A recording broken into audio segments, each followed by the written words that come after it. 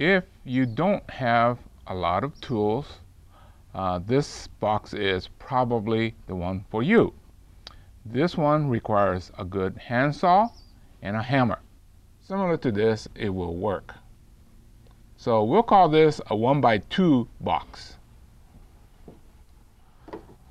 It took about 4 gallons to make it almost flush to the top.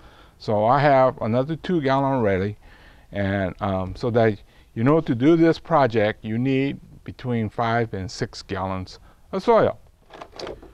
For this project I'm going to use this bucket of rocks. These are very angular, but they're aged. They got lichens and moss growing on it.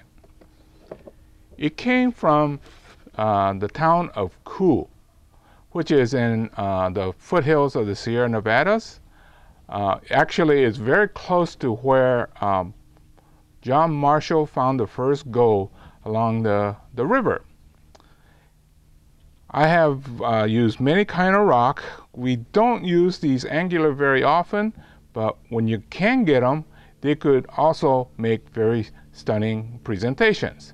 So I'll go ahead and use this batch of rocks, and we'll see what it comes out to. Now, if you think that this is scripted and I have an actual plan, you're mistaken. I'm going to wing it and see what happens. This is my first rough fit. You notice that inside is all open, and I just fill that with soil.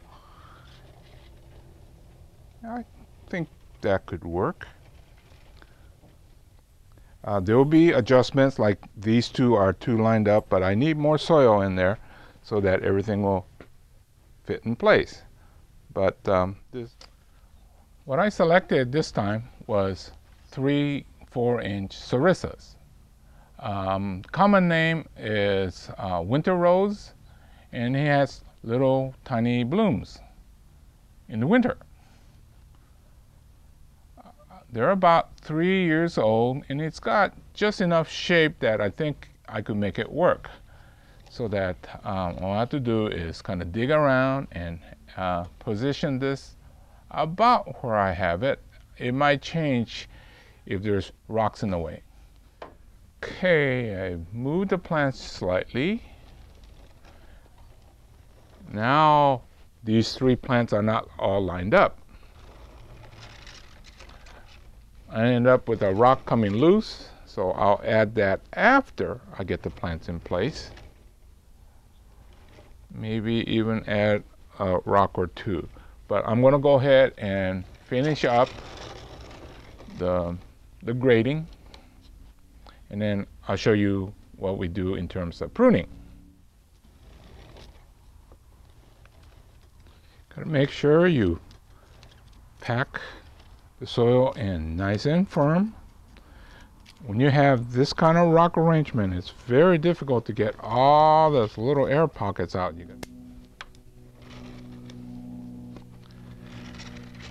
Okay, so that's our number 2. And number 3 being the lowest, but it's also at a slant, so that's not a problem. And just basically get rid of these random growth and just about ready. Check the front. I don't like this big branch, so I'm going to cut it off. This was beginning to compete with your main line, so I reduced the size. I think it looks better now. And essentially that's about it. It's going to grow back. I'm going to cut it, grow back, cut it, and probably this is really going to look good because we'll have nice full branches. But at least right now we have